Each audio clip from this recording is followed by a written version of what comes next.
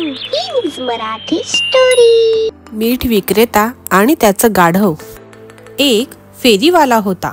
तो मिठाची विक्री करीत असे। दररोज आपल्या गाढवांना घेऊन समुद्रकिनारी मीठ खरेदी करायला जाई। मिठाच्या गोण्या गाढवाच्या पाठीवर लादे आणि गावोगावी मीठ विकत फिरे।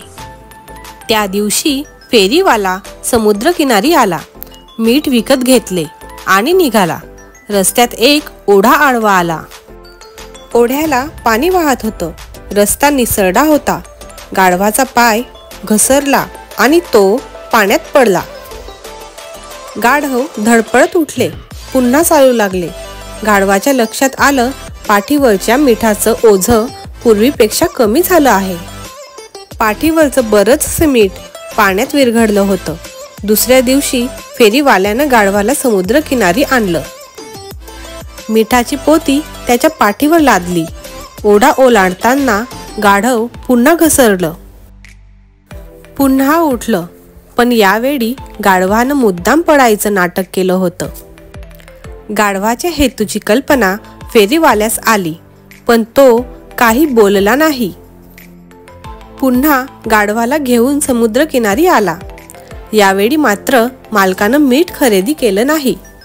सछिद्र रबरी स्पंजचे गाठोडे गाढवाच्या पाठीवर बांधले। ओढा येताच गाढवानं नेहमीसारखी पाण्यात लोळण घातली। रबरी स्पंजने पाणी शोषून घेतलं। पाठीच्या ओझ्यात पाण्यामुळे दुपटीपेक्षा जास्त वाढ झाली। हे ओझं घेऊन जाताना गाढवाची दमछाक झाली। गाढवाला मालक म्हणाले, हुशारी कधी कधी अंगलटही येऊ शकते। ती दुधारी चाकूसारखी काम करते। निष्णात डॉक्टरांच्या हाती गेली तर अवघड शस्त्रक्रियाही घडून आणते आणि चुकीच्या गुंड्यांच्या हातात पडली तर जीवही घेऊ शकते। तात्पर्य, हात चालाकी केल्यास ती आपल्यावरही उलटू शकते। गोष्ट आवडली असेल तर प्लीज प्लीज प्लीज लाईक करा, सबस्क्राईब करा आणि ह्या गोष्टीला शेअर करा। थँक्यू।